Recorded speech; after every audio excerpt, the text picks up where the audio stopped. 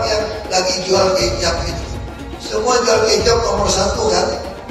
Kalau Anies sudah jelas di DKI, semua yang saya kerjakan Pak Jokowi dihilangin. Dia perlu ganti nama, bukan bisa dihilangin. Kayak orang Jakarta akhirnya, ya gimana? Sudah terlanjur. Dulu contohnya yang cerita EKI oleh Pak Anies dulu lah. DP 0% betul nggak beli rumah? Betul. Banyak perumahan juga iklan. Rumah bagus 1,2 miliar. DP 0%. Masalahnya kalau DP 0% 1 tahun apa bunga? Tiap bulan 100 juta cicilnya. Orang gaji cuma 3 juta, kalau bisa cicil 100 juta. Tentu memasuki pemilu ini, saya harap kita tidak salah pilih. Karena banyak sekali kita, apalagi yang umur-umur kayak kita, semua kita tahu susahnya jadi orang tanda kutip minoritas. Saya masih ingat waktu saya mau pencalonan kembali, saya diminta mundur.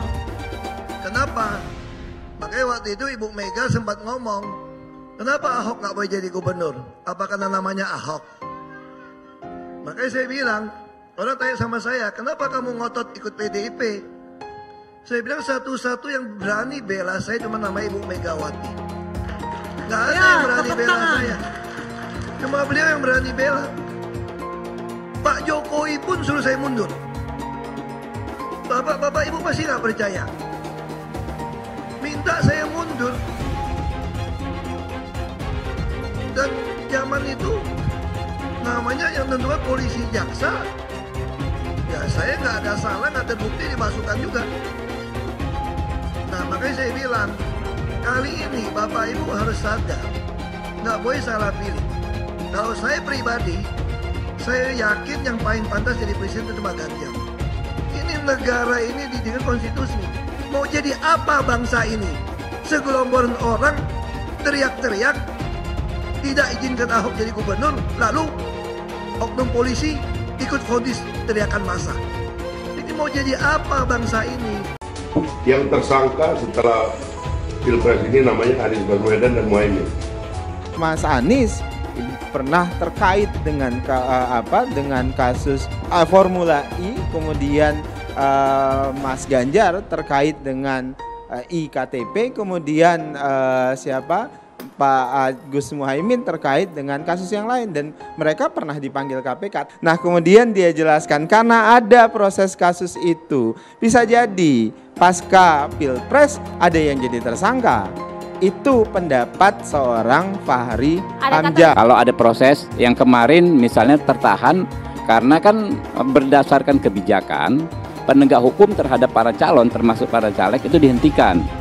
Ya, orang yang sudah diperiksa ya dihentikan ketika dapat status sebagai caleg atau capres atau cawapres. Bapak bilang kalau internet itu tidak dikorupsi, itu sebenarnya sudah jadi. Nah pertanyaannya, yang korupsi BTS itu adalah Partai Nasdem. Terus yang diatasi oleh Kemenhan Pertanian dikorupsi siapa? Yassin Limpo dari Nasdem, yang mengusung dari paslon nomor 1. Mereka menyalahkan Kemenhan yang mengambil alih pertanian, padahal yang salah DPR yang menjadi dikorupsinya pertanian. Harus kita tahu itu ya, jangan selalu sebar hoak-hoak yang tidak benar. Kita mengetahui bahwa paslon nomor 1 memang teoritis nampak bagus dan indah, kata-katanya dan lain sebagainya. Tetapi kita tahu di DKI OKOC tidak berjalan. DP rumah susun 0 rupiah, tapi nyatanya apa?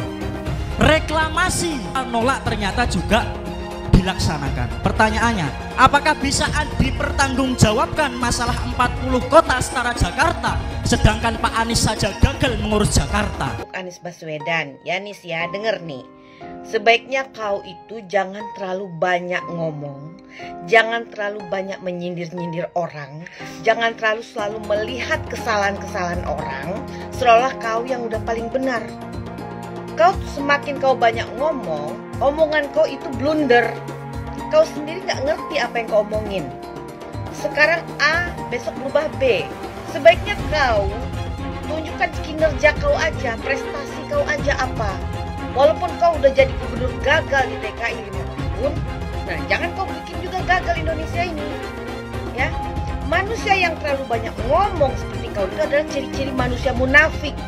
Manusia munafik sangat dibenci oleh Allah Subhanahu wa taala. Apabila berjanji dia ingkar dan berkata dia dusta. Ya, orang yang banyak bicara biasanya tidak bisa bekerja. Paham itu ya Anies Baswedan? Banyak yang ngajak aku buat dukung Pak Anies di Pilpres ini, tapi aku tolak karena jujur aku kurang seret sama rekam jejaknya sih. Kok bisa? Di sini kita bahas berdasarkan data ya. Kalau menurutku, dari janji-janji utama Pak Anies pas kampanye jadi gubernur DKI, hasilnya ternyata justru mengecewakan sih. Misal program rumah DP 0 rupiah. Dari target awal 200.000 unit hunian, sampai akhir beliau menjabat yang dibangun cuma 2.000-an unit, alias cuma 1% dari target awal. Dan yang awalnya dikhususkan untuk yang berpenghasilan 7 juta ke bawah, ujungnya yang bergaji 14 juta pun juga boleh beli. Udah gitu, pengadaan lahannya juga kena kasus korupsi ya. Lalu program OKOC, hasilnya juga nol besar ya. Loh tapi OKOC kan programnya Pak Sandi bang. Nggak ada tuh namanya program wakil. Yang ada ya program gubernur. Dan di saat beliau selalu menekankan soal keberpihakan, faktanya beliau malah menghabiskan triliunan buat balapan Formula E, yang menurutku cuma bisa dinikmati segelintir masyarakat menengah ke atas. Dan yang paling bikin aku khawatir, Pak Anies juga punya rekam jejak untuk menghentikan program Pak Jokowi ya. Misal Balai Kota Jakarta yang di zaman Pak Jokowi terbuka untuk pengaduan masyarakat, sama beliau malah ditutup. Juga program normalisasi sungai Pak Jokowi diubah jadi naturalisasi dan pengerjaannya pun mandek ya. Mungkin karena hal-hal seperti ini juga yang bikin beliau dulu diberhentikan sebagai menteri oleh Pak Jokowi. Nanti kan sudah ganti presiden. Presiden yang akan datang pasti mau tidak mau melanjutkan. Entah itu 01, entah itu 02, itu entah 03. Kemudian presiden yang akan datang motong nggak akan berani. Kita harus beretik dengan benar, ya, jujur. Apa yang kita katakan itu ya yang ada di hati kita. Jangan lain di mulut, lain di hati. Dan harus cinta tanah air. Jangan karena ambisi pribadi kita menyesatkan rakyat. Tapi dalam kenyataannya Pak, ketika Bapak memimpin di Kementerian Pertahanan, banyak orang dalam pengadaan alutsista, PT Teknologi Militer Indonesia, Indonesia Defense Security, lalu orang dalam pengelolaan food estate.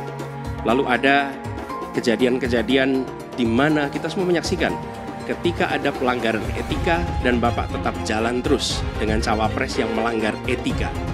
Artinya ada kompromi atas standar etika. Standar etika ini fakta. Dan kemudian dalam pidato Bapak mengolok-olok tentang penting etika. Saya tidak tega untuk mengulanginya. Pertanyaannya, apa penjelasan Pak Prabowo soal itu semua? Saya menilai, maaf ya, karena Anda desak saya terus terang aja saya menilai Anda tidak pantas bicara soal etik. Itu saja. Saya merasa bahwa Anda itu posturing ya, Anda tuh menyesatkan. Itu aja ya. Saya boleh berpendapat kan? Saya menilai Anda tidak berhak bicara soal etik karena Anda memberi contoh yang tidak baik soal etik. Terima kasih. Fenomena ordal ini menyebalkan. Di seluruh Indonesia kita menghadapi fenomena ordal. Ada ordal di mana-mana yang membuat meritokratik nggak berjalan, yang membuat etika luntur. Dan ketika fenomena ordal itu bukan hanya di masyarakat, tapi di proses yang paling puncak terjadi ordal, maka rakyat kebanyakan, dan ini saya rasakan beberapa waktu yang lalu, beberapa orang guru berjumpa dengan saya dan mereka mengatakan, Pak, di tempat kami pengangkatan guru-guru itu mendasarkan ordal. Kalau tidak ada ordal, nggak bisa jadi guru, nggak bisa diangkat. Lalu apa jawabannya? Atasan saya bilang, wong yang di Jakarta aja pakai ordal, kenapa kita di bawah tidak boleh pakai ordal?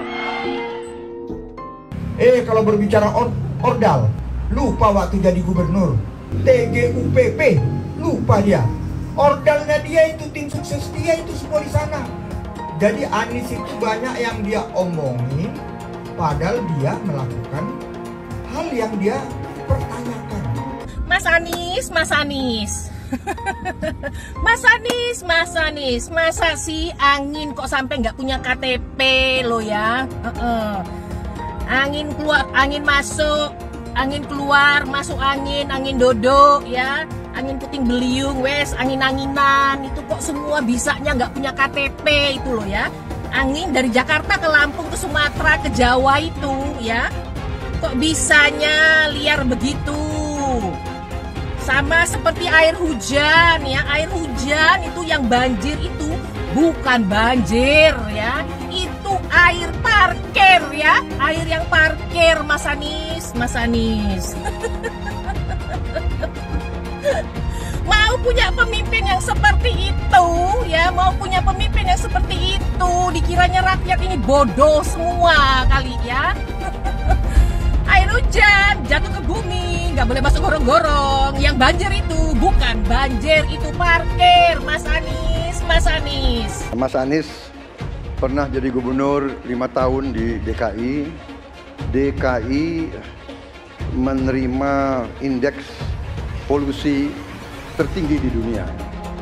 Bagaimana dengan anggaran 80T, Pak Anies sebagai gubernur tidak dapat berbuat sesuatu yang berarti untuk mengurangi polusi. Terima kasih. Polusi udara tak punya KTP, angin tak ada KTP-nya. Angin itu bergerak dari sana sini.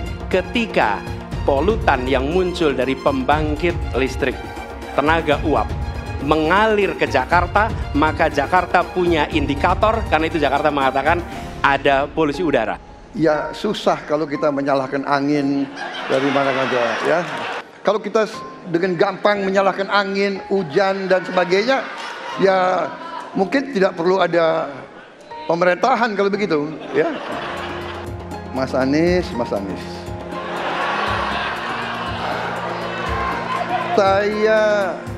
Saya berpendapat Mas Anies ini agak berlebihan.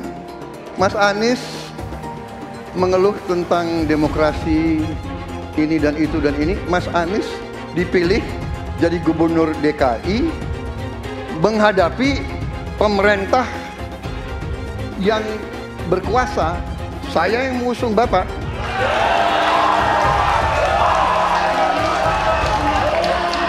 Kalau demokrasi kita tidak berjalan, tidak mungkin Anda jadi gubernur.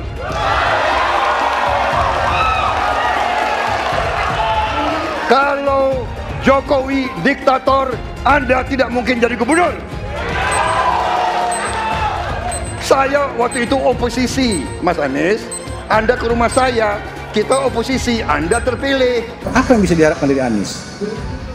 Nggak ada. Jakarta amburadul, mimpin Jakarta aja amburadul, apalagi mimpin Indonesia. Anies itu perbual. Kayak mana apa karena perbual itu? Pembohong. Pembohong itu Anies itu. Gak usah dengar itu. Nggak layak jadi pemimpin.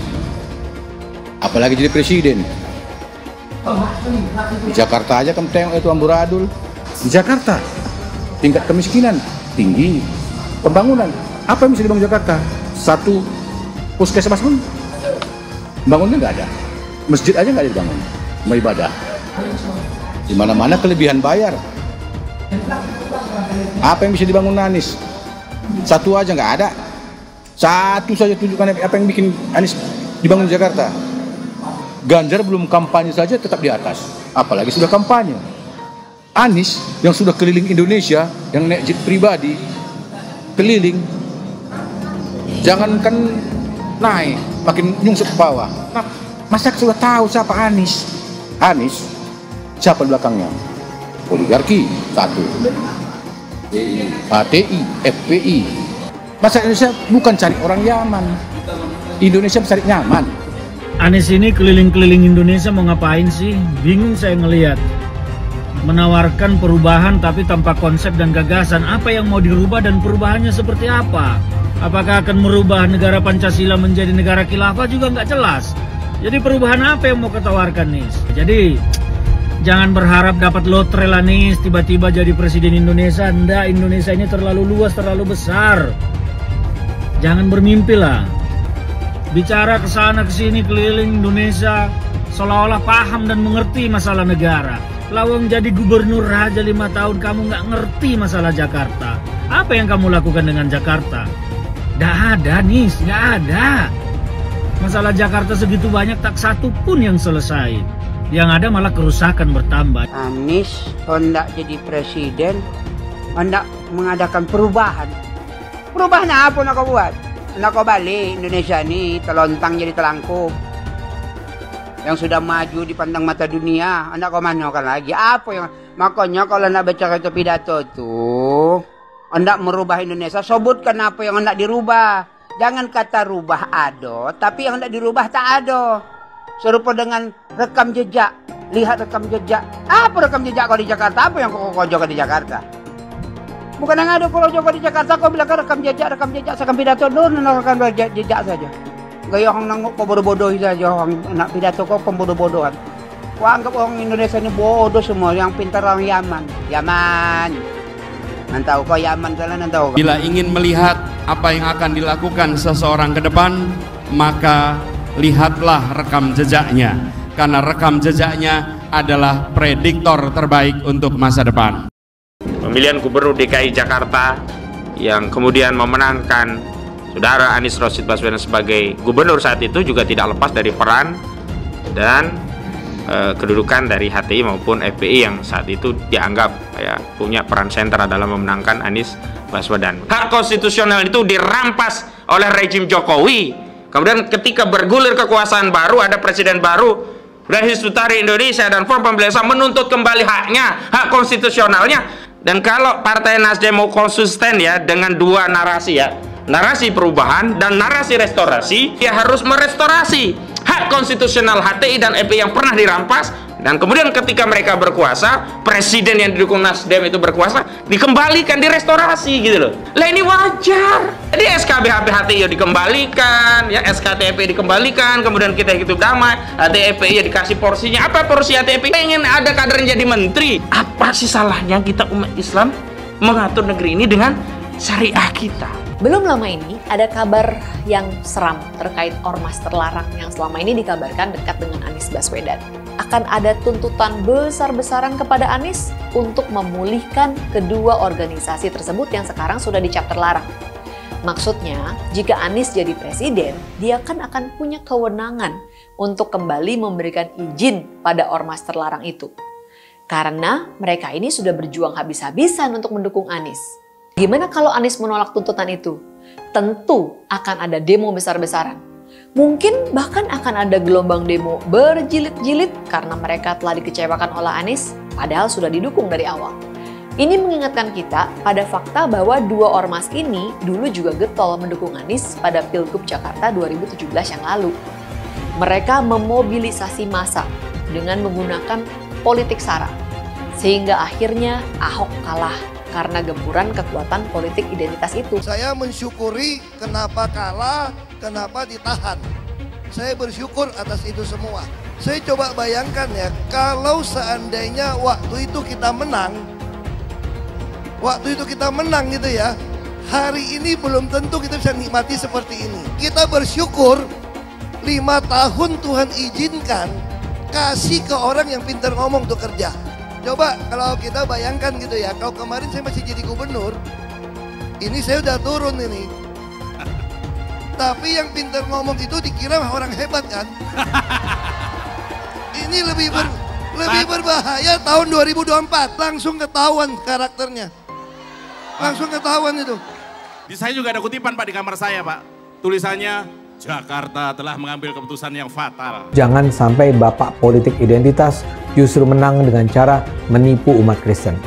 Jadi kalau sekarang umat Kristen mendukung Anies, mereka akan membayar mahal kerelaannya untuk menukar iman hanya untuk kepentingan sesaat. Kita tahu Anies lahir dari apa? Politik identitas.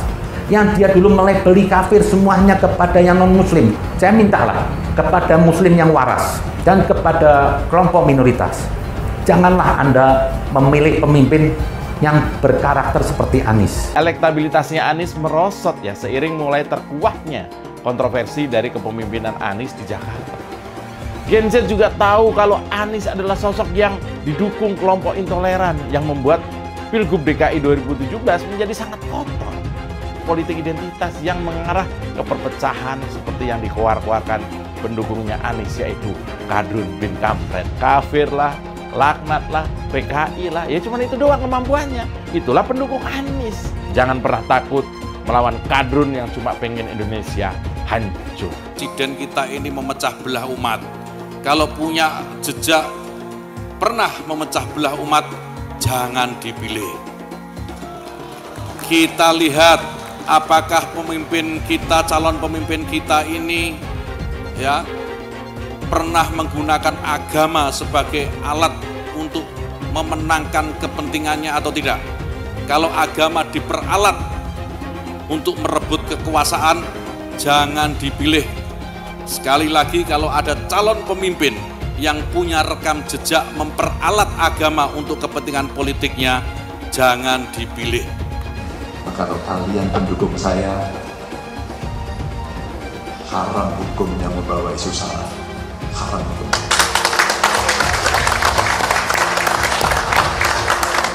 Kita sudah lelah dengan isu itu.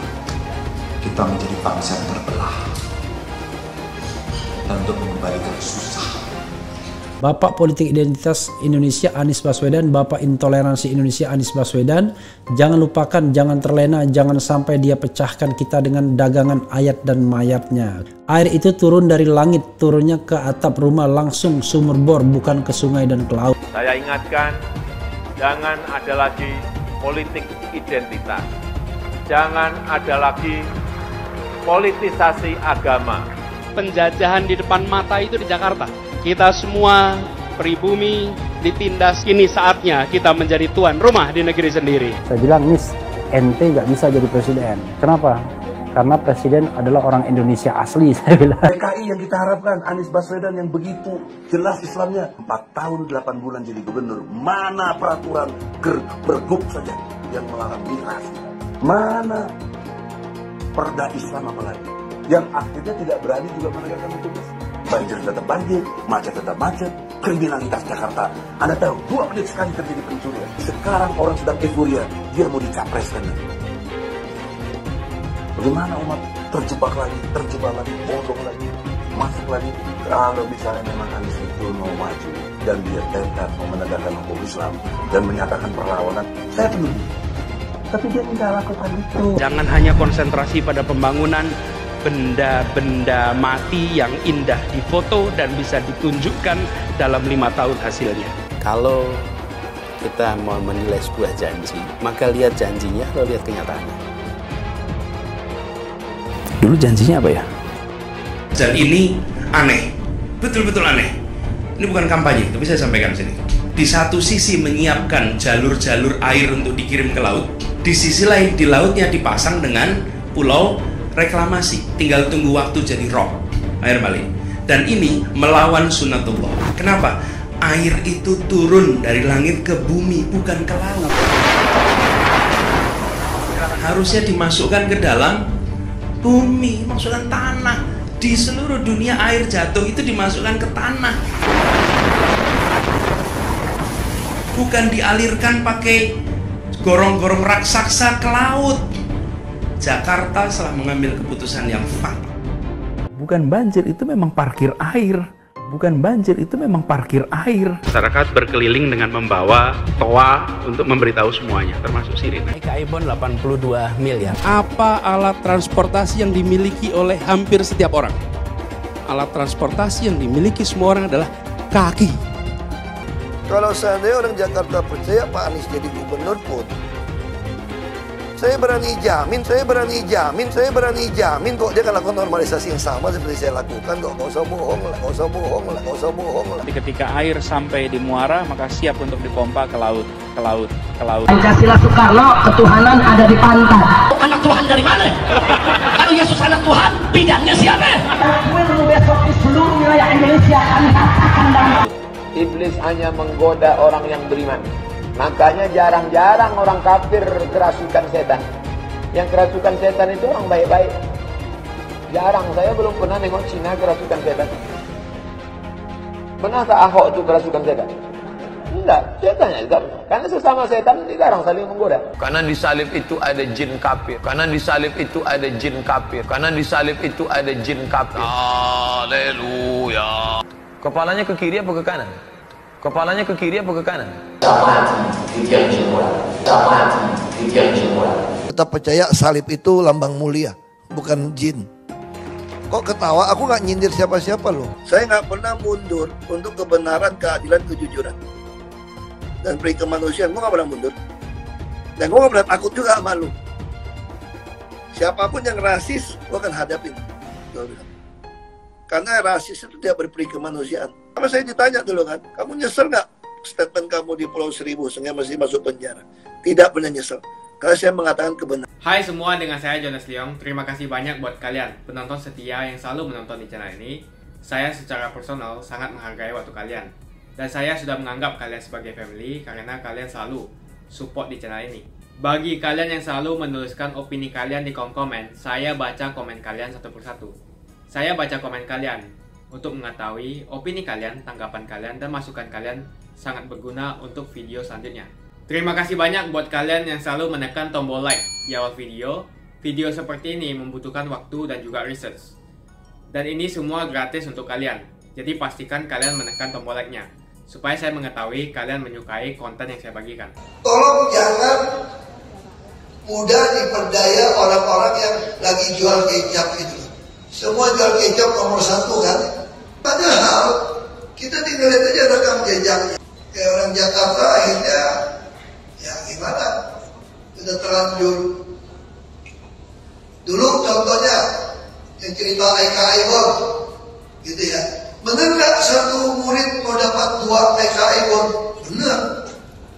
Kalau ada 1 juta murid, 100.000 anak yang butuh bantuan, ya 1,8 juta Eka Ibon kira-kira itu kan.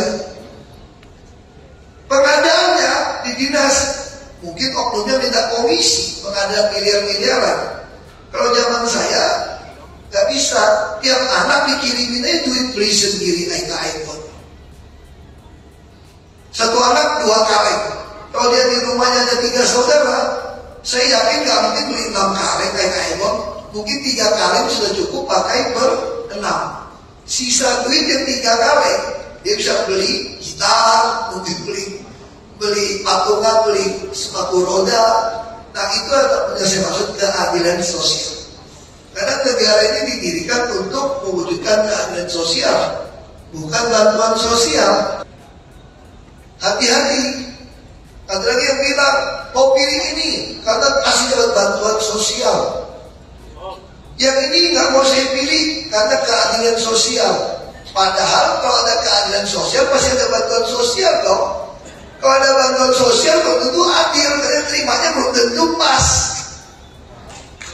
Ya kan itu mesti. Jadi kalimat-kalimat ini hati-hati Bapak Ibu menerjemahkan kalimat tim sukses ini. Padahal kita tinggal lihat aja rekam jejaknya. Siapa yang mau taat konstitusi? Konstitusi kita Undang-Undang Dasar 45 mengatakan apa? Fakir miskin dan yatim piatu dipelihara oleh negara. Kira Bapak itu rata-rata sudah nonton debat capres cawapres 5 kali ya saya kira. Setelah lihat, saya pribadi ini selalu ingin Pak Jokowi meneruskan pembangunan. Itu makanya ketika Pak Jokowi akan melanjutkan di 2019, posisi tipis tuh dengan Pak Prabowo. Lalu adik saya datang ke saya karena dia baik sama keluarga Pak Prabowo. Dia pengen saya dukung Pak Prabowo. Bingung juga ya. Nanti lu jadi menteri lu. Bahkan lumayan dong menteri gitu kan. Terus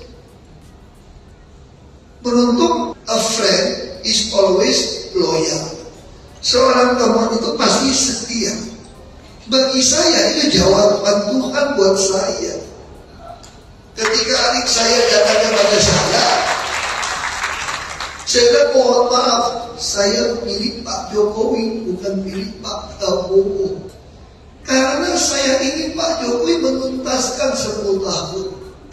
Mau memperbaiki negara ini, kita mungkin butuh 10-20 tahun ini untuk bereskan negara ini. Butuh 20 tahun.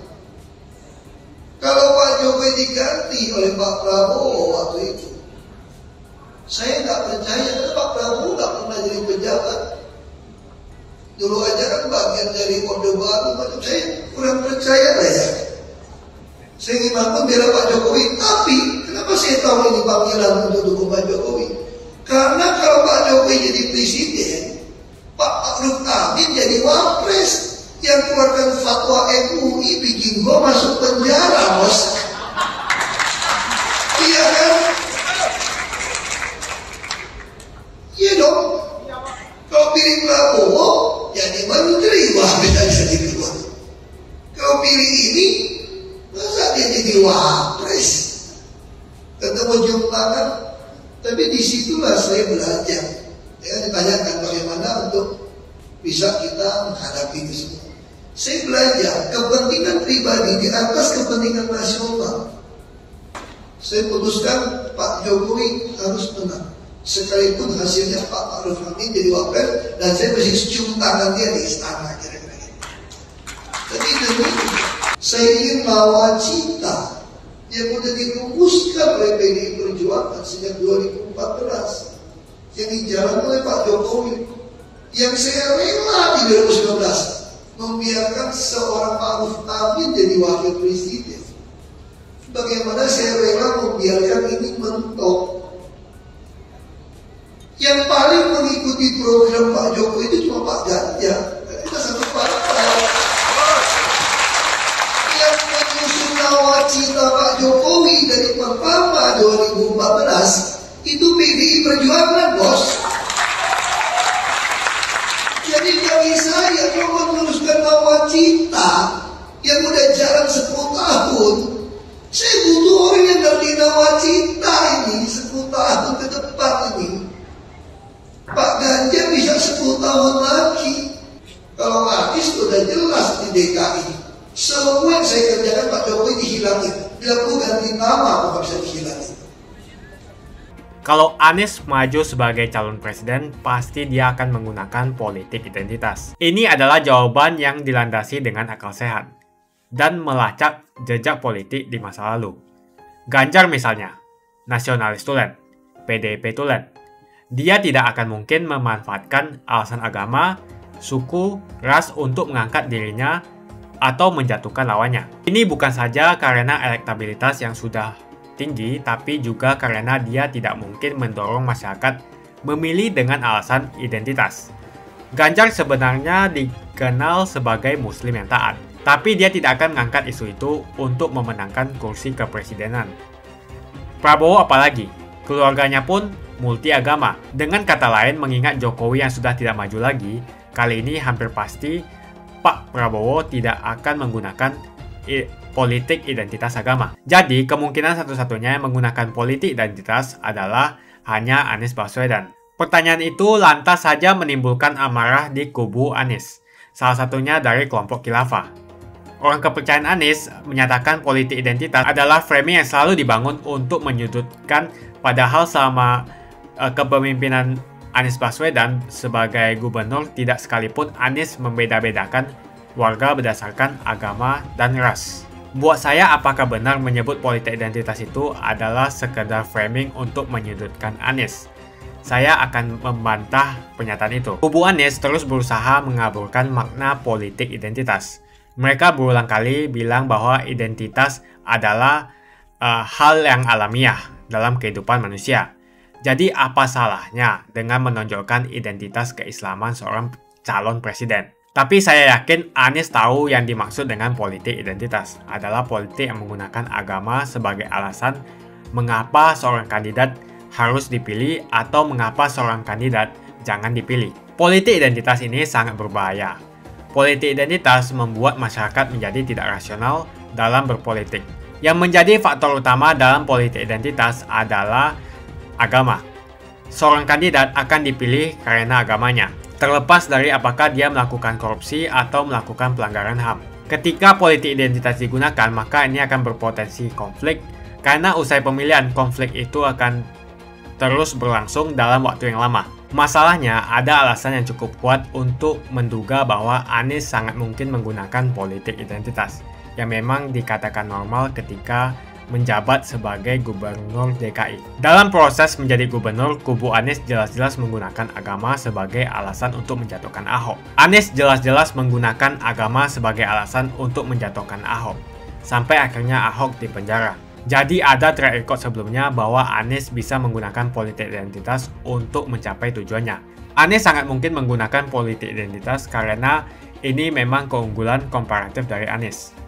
Dia mungkin saja seorang doktor dari Amerika Serikat, tapi rekam jejak kepemimpinannya sangat tidak bagus. Dia gagal sebagai rektor Paramadina, gagal sebagai menteri, dan gagal sebagai gubernur. Jadi agama digunakan untuk membangun dukungan terhadap Anies. Itu saja opini saya. Pastikan Anda menekan like di video ini dan bagikan video ini ke teman dan family Anda supaya mereka mengetahui informasi ini. Jangan lupa tekan tombol subscribe dan bunyikan tombol loncengnya supaya kamu tidak ketinggalan info dari channel Jonas Leong. Dan saya akan jumpa kalian di video selanjutnya.